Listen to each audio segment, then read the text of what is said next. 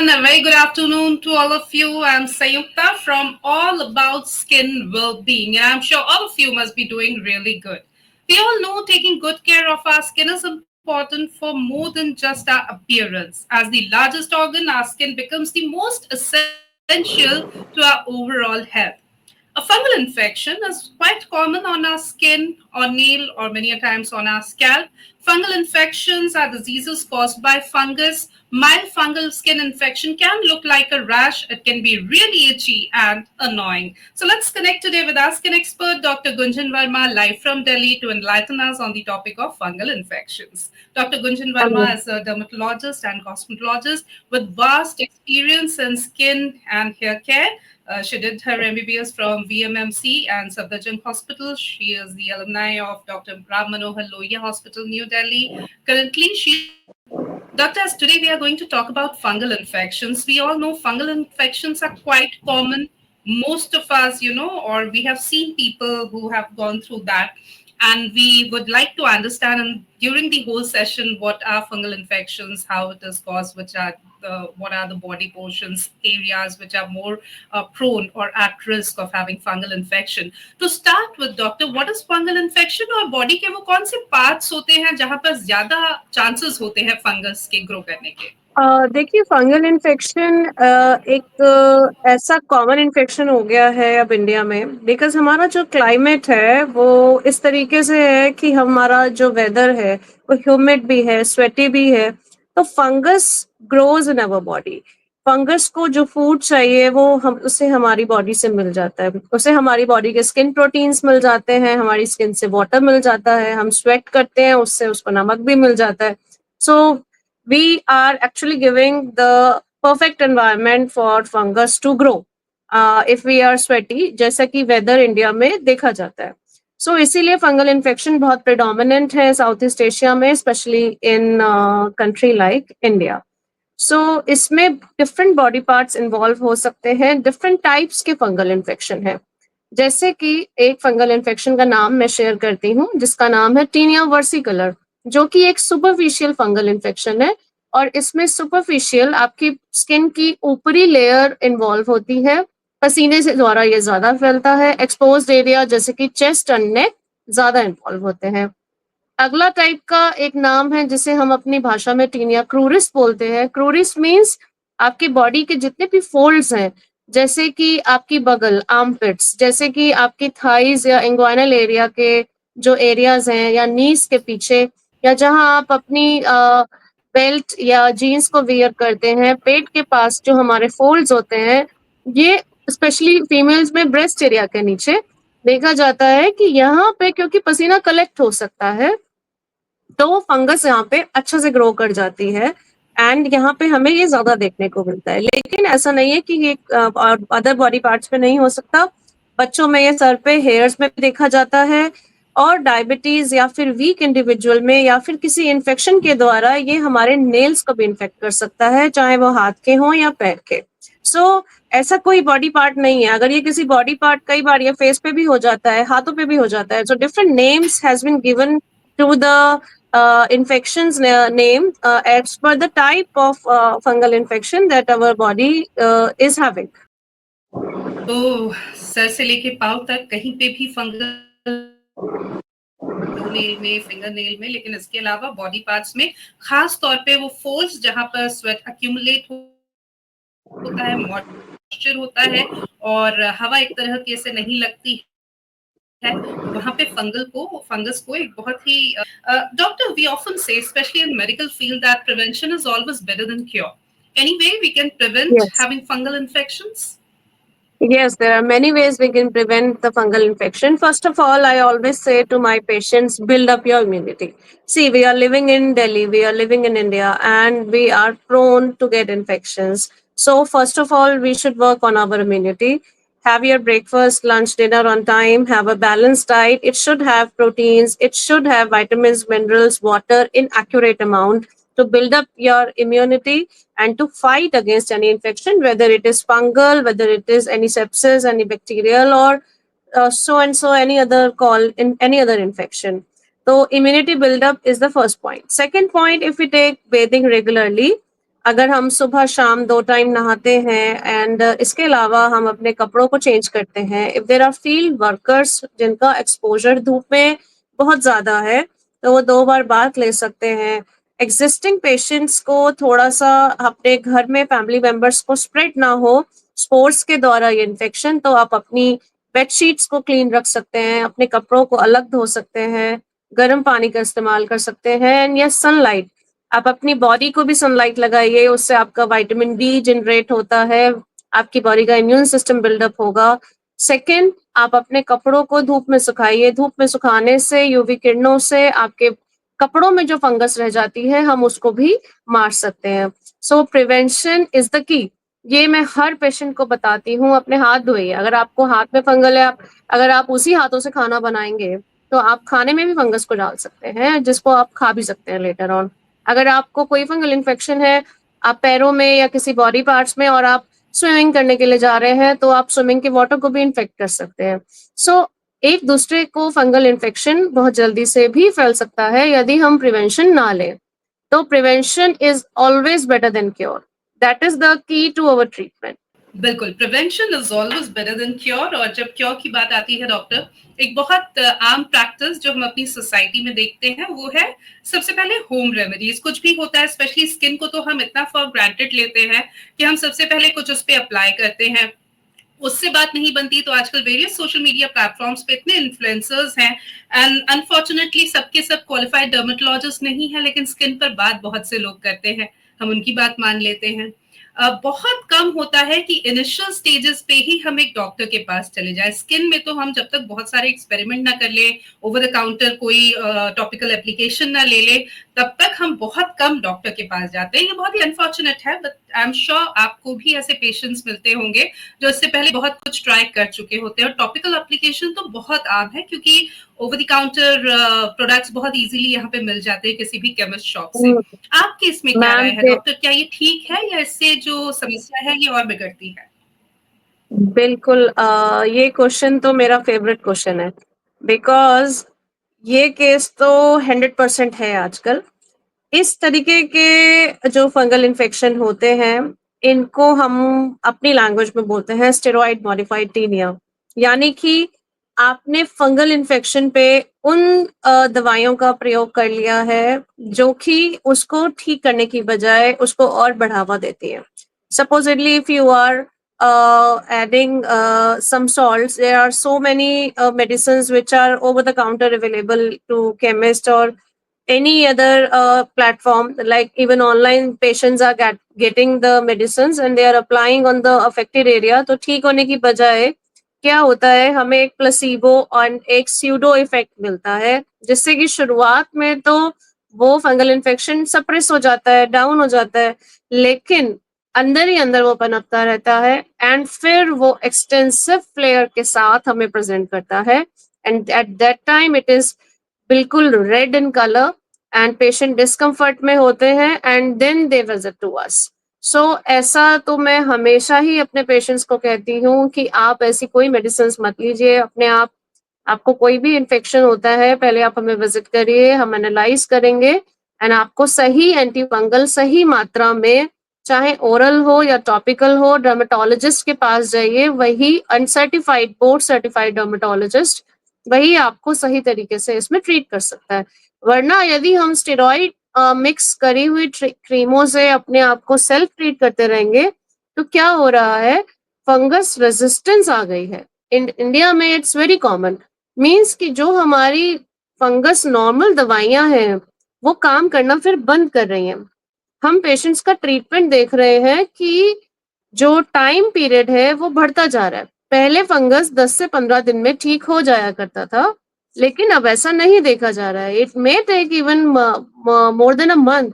Why? Because it is resistant tinea which we are seeing these days.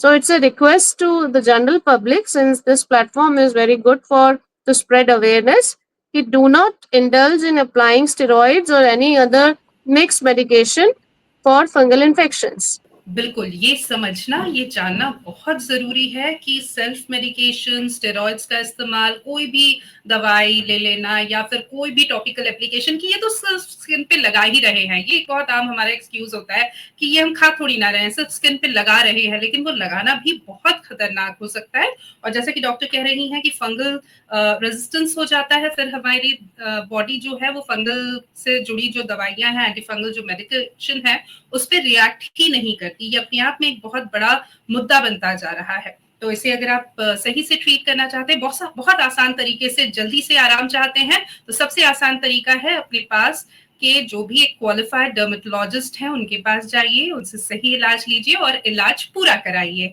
इलाज पूरा कराने पर भी मैं इसलिए जोर दे रही हूँ डॉक्टर, क्योंकि ये भी बहुत आम है। मान लीजिए मैं आपकी पेशेंट हूँ, मैं आपके पास गई, आपने डायग्नोसिस किया, फंगल इन्फेक्शन निकला, आपने मुझे दवाई दी 1 महीने की, मैंने दवाई 10 दिन खाई, मुझे आराम मिला, अब वहाँ पेचिंग नहीं हो रही, जो रेडनेस मुझे दिख रही थी वो रेडनेस अब कम हो गई, मुझे लगा कि अब तो फंगल इन्फेक्शन ठीक हो गया और मैंने दवाई लेनी बंद कर दी। कई बार हम डॉक्टर को इन्फॉर्म नहीं करते, ज्यादातर समय हम डॉक्टर को इन्फॉर्म नहीं करते। इस पर आपकी क्या राय है? ट्रीटमेंट पूरा करना कितना और क्यों जरूरी है? मैम, ट्रीटमेंट पूरा करना इसलिए ज़रूरी है क्योंकि यदि हम ट्रीटमेंट को बीच में छोड़ते हैं तो हम वही जो मैंने पहले बोला, हम रेजिस्टेंट टीनिया को बढ़ावा देते हैं, रेजिस्टेंट फंगस को हम रेजिस्टेंट कर देते हैं अपनी ट्रीटमेंट से। पहले के टाइम पे, आज से हम 80s की बात करें तो इतनी हायर एंटी फंगल्स नहीं आती थी। एक सिंपल जो हमारी टैबलेट्स है, मैं नाम नहीं लूंगी टैबलेट्स का बिकॉज क्योंकि हम अगर कोई सॉल्ट नेम ले लें तो वो भी लोग अपने आप खरीद के यूज करने लगेंगे। सो इसीलिए मैं XYZ करके बात कर रही हूँ। तो supposedly XYZ is the basic salt that were there in 80s 90s। तब भी फंगल इन्फेक्शन ट्रीट होते थे, लेकिन वक्त के साथ साथ यही होता गया कि फंगल इन्फेक्शन के रेट बढ़ते गए एंड उन दवाइयों ने काम करना बंद कर दिया, तो हमें हायर एंटी फंगल्स पे आना पड़ा। इसीलिए ही आना पड़ा क्योंकि हमने ट्रीटमेंट को पूरा नहीं किया एंड फंगस अंदर ही अंदर आपकी स्किन में ग्रो करती है, री इन्फेक्ट करती है, री अकर करती है एंड अपनी फॉर्म्स को चेंज कर लेती है, अपनी प्रेजेंटेशन को चेंज कर लेती है। Sometimes even it is sometimes difficult to diagnose condition हो जाती है एंड ऐसे में resistance is at research level it is a very very big issue. So I would like to say here that you should complete your treatment under the guidance of a dermatologist only, and whether it is a 10 days treatment, 15 days treatment, 30 days treatment, and even more than that, that is to be decided by your doctor only. बिल्कुल, तो doctor जो treatment दे, जितना लंबा treatment दे, उसे पूरा करना बहुत ज़रूरी है। इस बीच अगर किसी भी तरह की कोई दिक्कत है, तो उसे डॉक्टर से ज़रूर साझा करें। खुद से, अपने मन से दवाई लेना शुरू या दवाई लेना बंद करना बहुत खतरनाक हो सकता है। डॉक्टर, एक और समस्या जो आजकल बहुत देखने को मिल रही है वो है रिकरेंस ऑफ फंगल इन्फेक्शन। एक बार फंगल इन्फेक्शन हो गया, सही से ट्रीटमेंट नहीं कराया या कुछ और किया, कुछ समय के लिए ठीक हो गया, फिर होने लग गया। पहले सिर्फ एक बॉडी पार्ट पे होता था, वो दूसरे बॉडी पार्ट्स पे भी होने लग गया। ये भी बहुत कॉमन हो गया है। यस मैम, ये इसीलिए ही कॉमन है क्योंकि हम अपने फंगल इन्फेक्शन को ठीक से ट्रीट नहीं करते हैं। हम स्टेरॉइड्स का उपयोग करते हैं, उसके फंगस के रेजिस्टेंस को बढ़ाते हैं। हम ट्रीटमेंट अपना पूरा नहीं लेते हैं तो फंगस की रीअकरेंस रेट ज्यादा हो जाता है। So this is a part of research, जैसा कि मैंने पहले भी बोला। And yes, the treatment duration of fungal infections have also increased in regular practice. Usually, they get cured in less time by the present medication, but now they are taking more time. So that is all we are thinking, and we that is all why we are here to guide our patients or general public that you should come to us for treatment of fungal infection. Right. Now, doctor, when a patient comes to you, तो सिर्फ physical investigation से ही आप sure हो जाते हो कि ये fungal infection है या कोई टेस्ट भी नॉर्मली आप रिकमेंड करते हो? स्पेशली वो लोग जो बहुत तरह की चीजें एक्सपेरिमेंट करने के बाद आपके पास आते हैं, तब भी क्या जो फंगल इन्फेक्शन है वो वैसा ही दिखता है जैसा नॉर्मली दिखता है, या एक लेमन जिससे समझ सके कि ये फंगल इन्फेक्शन है? देखिए, being a doctor with experience, you can diagnose most of the fungal infection by physical examination only. But it takes precision, it takes time, it takes experience. In early practice, sometimes few cases you may miss if they mimic other infection. There is some tests are available, some slide tests are available to diagnose if there is any fungus growing in your skin rashes or not. So we can do that. But personally speaking, we hardly do in our regular practice because it is a clinical diagnosis. And since we are seeing so many a number of patients in so many years, so we are able to diagnose it quickly. And if there is any doubt, then yes, we go for some testing, some blood test, and some slides examination of the scrapings of skin. So this will give us a hint towards the fungus growing. Fair enough. And doctor, what are the treatment options available? So treatment options are of many kind, and first treatment that I always say to our patient that I discussed before, prevention is always better than cure. So regular bathing with antifungal soaps or even with normal soaps, and that is quite important. And to take bath properly, to put your clothes in sun rays, sunlights daily, change your bed sheets daily, and avoid peak hours of sun, going in sunlight in peak hours, which may cause more sweating. You should be concentrated on that. So these are all preventive measures. And regarding treatment, there are two kinds of treatment available. Topical treatment, topical therapies are available. So if infection is less and if the doctor you are showing will with their expertise can tell you ki whether the patient require only topical therapy or oral antifungals as well. So that would be your doctor's decision as per the infection, as per the size of infection, the rate of infection, and the area which are involving in your body. So that would be the decision of your doctor whether he or she will be giving you topical therapy or oral therapy or a combination of therapy. बिल्कुल। Doctor यहाँ पर ये भी जानना ज़रूरी है, हालाँकि बहुत सारे प्रिवेंटिव मेजर्स आपने शुरू में ही बताए थे, लेकिन मान लीजिए एक फैमिली में एक मेंबर है जिन्हें फंगल इन्फेक्शन होता है और जैसे कि हम जानते हैं फंगल इन्फेक्शन एक से दूसरे को भी हो सकता है, ख़ास तौर पे अगर इम्यूनी कॉम्प्रोमाइज़्ड किसी भी तरह की कंडीशन दूसरे मेंबर्स में है, कोई बहुत ज़्यादा डायबिटिक है या फिर थायरॉइड इश्यूज़ हैं या फिर कैंसर पेशेंट्स हैं, इस तरह के मामलों में और ज़्यादा चांसेस बढ़ जाते हैं फंगल इन्फेक्शन होने के। तो ऐसे में अगर फैमिली में एक मेंबर को है तो दूसरे मेंबर किस तरह की एहतियात बरते?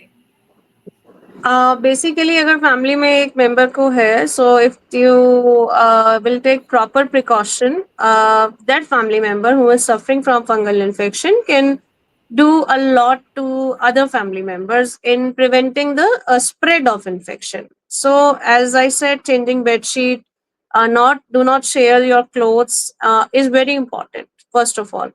Second, wherever you are sitting, like bed and sofas, you can make sure that your sitting area and your sleeping area are clean. There is no spores. You can change it daily, and you can work on your immunity, as I said, and other family members can also work on that immunity. So if you will have your even a simple vitamin C, like you can have a glass of lime water, you can have coconut water, you can there are many other things, you can have curd has got probiotics property. So basically all this is what doing, this is all building your immunity to fight against fungal infection. What I mean to say, stick to the balanced diet, take all your protein, minerals, take supplements. If you're taking supplements then it's okay, but you should work on your immunity level. That is very very important to fight infection. Even the other family members can do it. That is all I want to convey here. Right, so working on our immunity plays a very important role, और खास तौर पे अगर fungal infection की भी बात की जाए, क्योंकि इस सेशन में हम यही बात कर रहे हैं, इम्यूनिटी अगर अच्छी होगी तो आप किसी भी बीमारी से लड़ सकते हो, किसी भी इन्फेक्शन से लड़ सकते हो, भले ही वो फंगल इन्फेक्शन क्यों ना हो। तो इम्यूनिटी पर काम जरूर करें, और उसके बावजूद अगर फंगल इन्फेक्शन हुआ है तो जो प्रिवेंटिव मेजर्स डॉक्टर बता रहे हैं उन्हें जरूर फॉलो करें। डॉक्टर, इस वक्त जैसा कि आप बार बार कह रही हैं कि हम जिन कंडीशंस में रहते हैं हमारे देश में, ज्यादातर जगह बहुत गर्मी होती है, बहुत ह्यूमिडिटी होती है, और ऐसे में फंगल इन्फेक्शन के होने के चांसेस बहुत बढ़ जाते हैं, और ये समस्या अभी हो भी रही है। ह्यूमिडिटी बहुत है, पसीना बहुत आ रहा है, कई बार कपड़े ठीक से सूखते नहीं हैं, या कपड़े जो हम पहन के काम पे जाते हैं, बाहर जाते हैं, वो घंटों घंटों पसीने में गीले रहते हैं, और हम उन्हें पहने रहते हैं, और ऐसे में फंगल इन्फेक्शन होने के चांसेस बहुत बढ़ जाते हैं। ऐसा ही जूतों के साथ है, पैर के साथ है, हम घंटों जो है ऑफिस में फॉर्मल शूज सॉक्स इस फॉर्मेट में रहते हैं, लेकिन कई लोग रिंगवर्म, टोज के बीच में जो इन्फेक्शन होता है फंगल इन्फेक्शन, इससे बहुत परेशान होते हैं।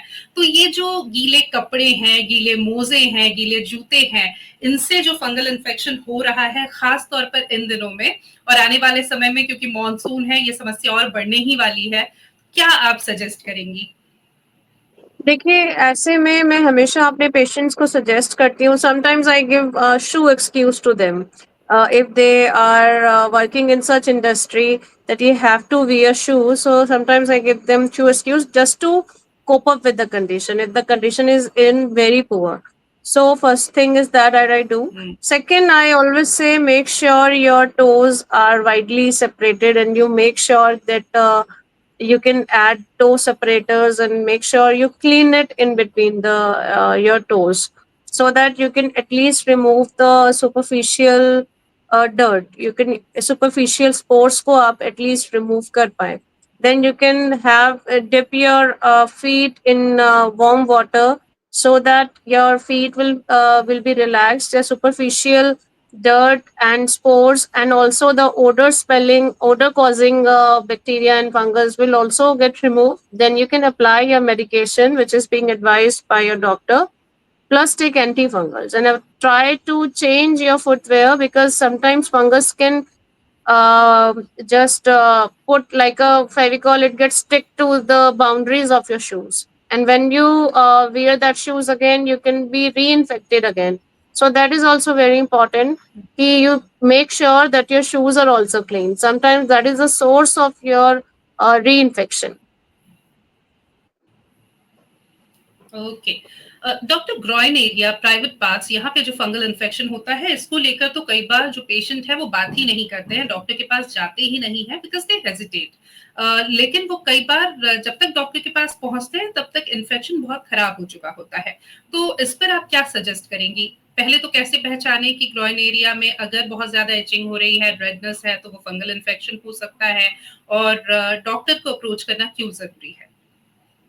देखिए, अगर आपके ग्रॉइन एरिया में अगर आपको पसीने आ रहे हैं, लालपन दिख रहा है या कोई सफ़ेद रंग के स्केल्स दिख रहे हैं, आपको खुजली हो रही है, itching is very important symptom in the groin area. तो ये एक साइन है आपको रिंगवर्म इन्फेक्शन के या फंगल इन्फेक्शन के। And it can also cause discharges in female and males as well. So there is an infection called vaginal yeast infection, candidal infection can also occur in if you are not treating your groin area properly. So I would say here that if you're suffering from any redness, any white scales, any sweat and itching in problem in the groin area, then you should visit your skin specialist as soon as possible. बिल्कुल। Nail और scalp fungal infection पर भी हम बात करना चाहेंगे। सबसे पहले नेल फंगल इन्फेक्शन, वो कौन लोग हैं जो ज्यादा रिस्क पे होते हैं नेल फंगल इन्फेक्शन के? किस तरह का दिखता है? क्या ट्रीटमेंट है और कितना वक्त लगता है डॉक्टर ठीक होने में? देखिए, नेल इन्फेक्शन जो है वो शेयर्ड इंस्ट्रूमेंट से बहुत जल्दी फैल सकता है। So if you are undergoing any manicure and pedicure sessions and the instrument that is being used on your nails are infected, then you may get infection. If you are using a common swimming pool, then you can get infected. If your immunity is weak, then also nail infection can occur. If you are using common bathrooms at gyms and any other places, then also you can get toe and nail infection. It is especially common in diabetic individual, people who are on chemotherapy, people who are cancer patient, because they are more prone to get fungus. So these are the areas of nail fungal infection. Hair fungal infection is basically more common in children. So children are going to who are going to school have sometimes having sweaty hairs and not taking bath after coming to school, or maybe the sweat get deposited and fungus keep on growing. So there are many conditions in the scalp like perion or many other thing which can lead to fungal infection of scalp. And also I would like to mention here that a severe form of dandruff is also a kind of fungal infection. So that is also need to be treated by a doctor. Okay, and how much time the treatment takes in case of nail and scalp fungal infection, doctor? See, scalp fungal infection can, if it is in children, it we can, if we diagnose it properly, then it will respond in another 10 to 15 days, and maximum by a period of 1 month, and the child will be okay, and we can see the regrowth of hair. And dandruff, if there is, which is also caused by fungus, it is a recurrent infection. It is called seborrheic dermatitis, which is another separate topic. So once you get rid of the dandruff, the seborrhea, then you need to do some maintenance by shampooing your hairs by antifungal shampoos. Second, what was the question? I just can you repeat your question? In case of nail fungal infection, doctor, how much time the treatment The normally duration. takes? A nail fungal infection takes very much time. In it almost you can say 6 months to 12 months, because the dead fungus make your nail bed or your nail plate dead. So that dead nail will go out, and the new nail will come, which will be fungus free if you will take the medication. So that process is quite slow. It may take 6 months. It may take even 12 months. Okay, scalp fungal infection की बात आपने की doctor, और कई बार हम आम लोग नहीं समझ पाते हैं कि स्कैल्प पे जो हो रहा है वो डैंड्रफ है या फंगल इन्फेक्शन है। आपने कहा एक सिवियर फॉर्म ऑफ जो डैंड्रफ है वो एक्चुअली स्कैल्प फंगल इन्फेक्शन होता है। कई बार एज अ लेमन हम समझ नहीं पाते, हमें लगता है ड्राई स्किन है, सर जो है उसको तेल की जरूरत है, और हम ढेर सारा तेल अपने सर पर लगा लेते हैं ये सोच के कि इससे हमारी समस्या का समाधान हो जाएगा। लेकिन अगर वो फंगल इन्फेक्शन हुआ और हमने उसमें तेल लगा दिया, तो कहीं ना कहीं जो फंगस है उसे ग्रो करने का एक मौका मिल गया। तो आप क्या सजेस्ट करेंगी अगर हमें लग रहा है कि ड्राई स्किन है, डैंड्रफ है, हो सकता है वो फंगल इन्फेक्शन है, application of oil on the scalp, is it safe? See, what we advise in patient of dandruff, do not use oil, do not use hot water, because it may aggravate your dandruff. But since oil is a natural conditioner, you can apply in the length of your hairs if you want to. I never say do not apply oil. Okay, but ideally you should not apply on the scalp if you are suffering from dandruff. Let it be clear by the medication. Then, if you are very fond of oil, then you can apply in the on your length of your hair, and then before bathing, and then you can wash it.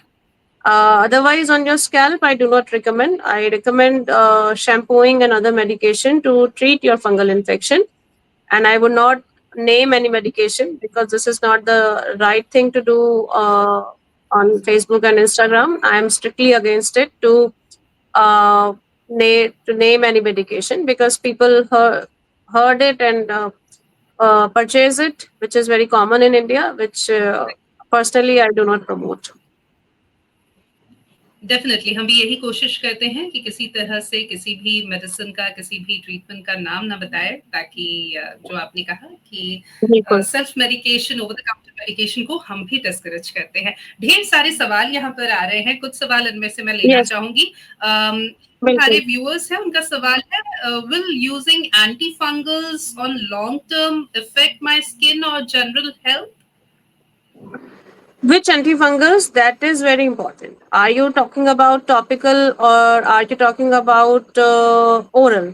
Like देखिए, कोई भी दवाई अगर हम बिना किसी test के या बिना किसी गाइडेंस के ले रहे हैं तो वो साइड इफेक्ट कर सकती है, बट अगर आप प्रॉपर गाइडेंस में ले रहे हैं, प्रॉपर मॉनिटरिंग में ले रहे हैं, तो ऐसा डरने का कोई बात नहीं है। इसीलिए मैं ये एम्फसाइज कर रही हूँ कि आप अपना ओरल ट्रीटमेंट आप डॉक्टर के द्वारा ही लें। डॉक्टर जैसा आपको एडवाइस करेगा, आपके बोर्ड सर्टिफाइड डर्मेटोलॉजिस्ट, जैसे कि मेरे पास जो पेशेंट आते हैं, मैं इनकी रेगुलर इन्वेस्टिगेशंस के साथ ही उन्हें एंटीफंगल्स देती हूँ। एज सच उनकी हेल्थ पे एज सच कोई फर्क नहीं पड़ता है। And almost I would say 95 to 100% of patients get treated by oral antifungals and topical antifungals, and they end up very good. So the results are quite good if the treatment the diagnosis and treatment we give is absolutely correct.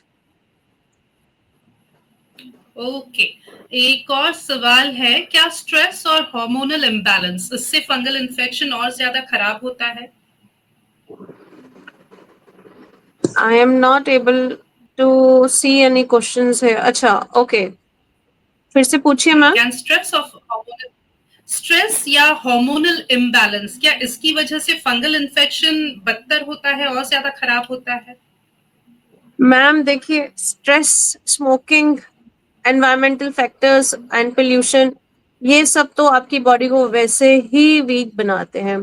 So in my opinion कि stress में तो आपकी हर बीमारी, चाहे वो diabetes हो, चाहे वो हाइपरटेंशन हो, चाहे वो फंगल इन्फेक्शन हो या कोई और आपकी बीमारी हो, वो बढ़ती ही है। बिकॉज स्ट्रेस से जो आपका बॉडी हार्मोन सिस्टम है, उसमें सीरम कॉर्टिसोल रिलीज होता है। कॉर्टिसोल आपकी बॉडी को और स्ट्रेस में लेकर आता है और आपकी हीलिंग पावर्स को कम करता है, and that is a cycle, that is a vicious cycle which is circadian rhythm of our body. So तभी हम बोलते हैं स्ट्रेस फ्री रहिए, एक्सरसाइज करिए, योगा करिए, अपना इम्यून सिस्टम अच्छा रखिए, क्लीन रखिए अपनी बॉडी को।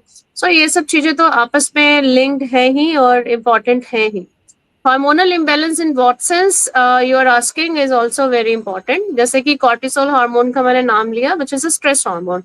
If you are talking about any female hormone imbalances like PCOD, that can, if you have a weak immune system, so PCOD can have an associated fungal infection, but otherwise there is no as such direct linkage कि fungal infection is linked directly to hormonal imbalances. But I would say कि hormonal imbalances make your body weak, which may make your body to get more prone for fungal infection or any other infection, not only fungal. If your body is weak, you can get bacterial, parasitic, viral, fungal, any infection. Now, Dr. Verma, before we conclude the whole session, any take-home message for our viewers? Take-home message is this: